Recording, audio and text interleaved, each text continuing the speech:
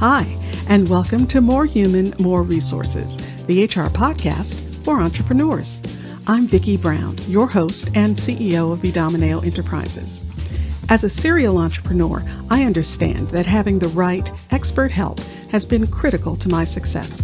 That's why I'm dedicated to telling you, in plain language, what's going on in the world of HR that might impact your business and what you need to do about it, with real actionable tips to help you master that list of must-dos and grow your leadership muscle. First things first, the information contained in this podcast is provided for general purposes only and is not to be considered legal advice.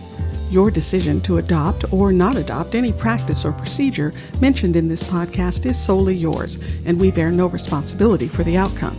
We urge you to always consult legal counsel and other appropriate licensed professionals.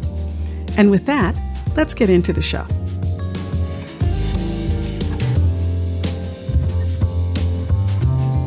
You're listening to Season 2, Episode 6.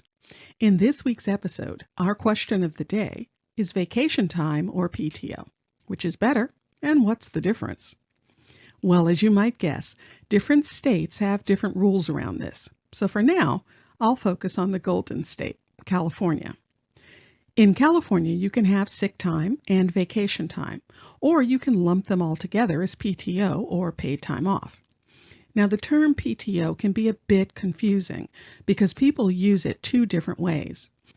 Sometimes they just mean the literal definition of paid time off, meaning any time the employee is taking that's paid by the company. This could include sick time, vacation time, holidays, and/or personal days. On the other hand, they might use the term PTO as the title of a specific type of time off. For instance, we don't have sick time and vacation time, we just have PTO. Now, in that context, they're saying a PTO program has replaced the separate other types of time off that are usually available. So isn't it just easier to have PTO and deal with tracking one thing and forget it? Well, it sounds simple, but of course, it's not that simple at all. In California, you're required to provide paid sick time for your employees. Now, that sick time has specific rules around it. The minimum amount they can get, the fact that it doesn't get paid out when they leave the company, and other rules around how it can be used. Vacation time, on the other hand, is considered wages earned. Now, that's a really important distinction. In fact, I'll say it again. In California, vacation time is considered wages earned. And for you and me as employers, that means once it's earned by the employee, they can't lose it.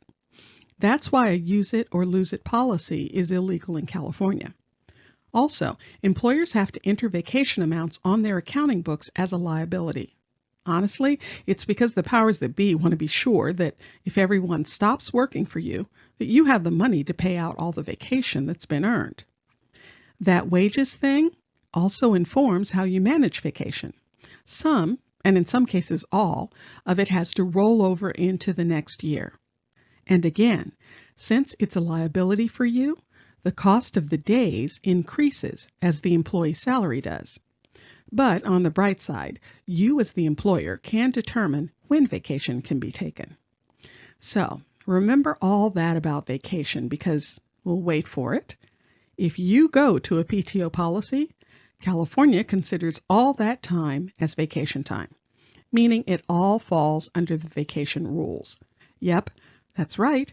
Even though you most probably rolled in the sick time policy totals, it's all under the vacation guidelines now.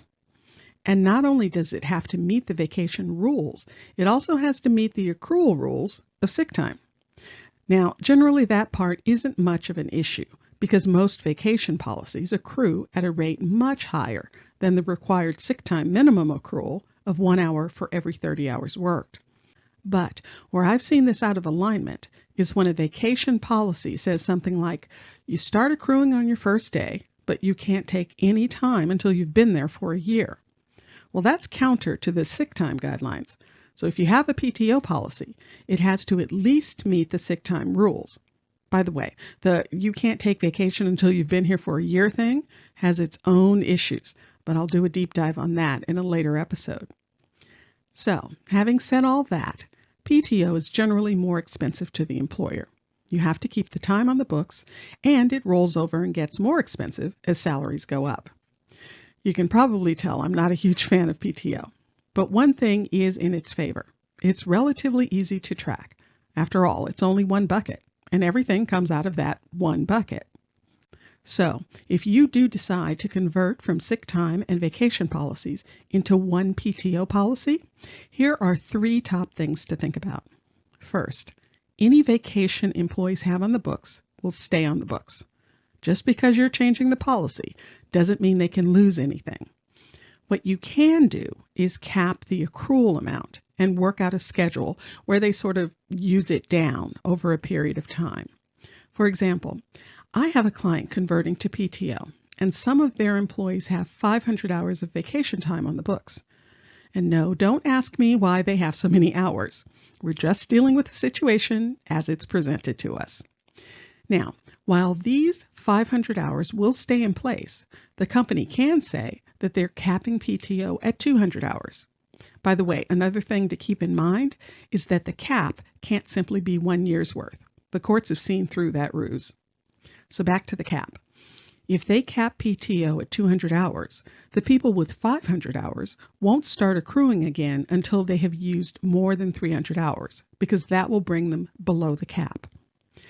The next thing to consider is that you really should add in the sick time to the PTO bucket.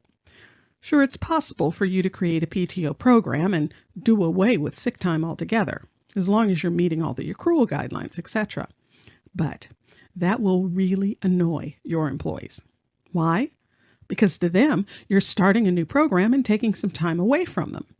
That annoys employees, so we don't recommend it. And finally, think about communication. How you sell the program will define success or failure. Be clear about the numbers and what's happening. Prepare individual statements for each employee. Communicate in a variety of ways, a written announcement, maybe a video, and also consider doing a kickoff meeting. Remember, different people take in information differently. You have to meet them where they are. So, if you're considering a PTO policy, look carefully at the numbers, maybe have a chat with your favorite HR consultant, and clearly outline the pros and cons. If you found this information helpful, please leave a review and tell a friend. Thanks for spending the time. Until next week, same time, same place.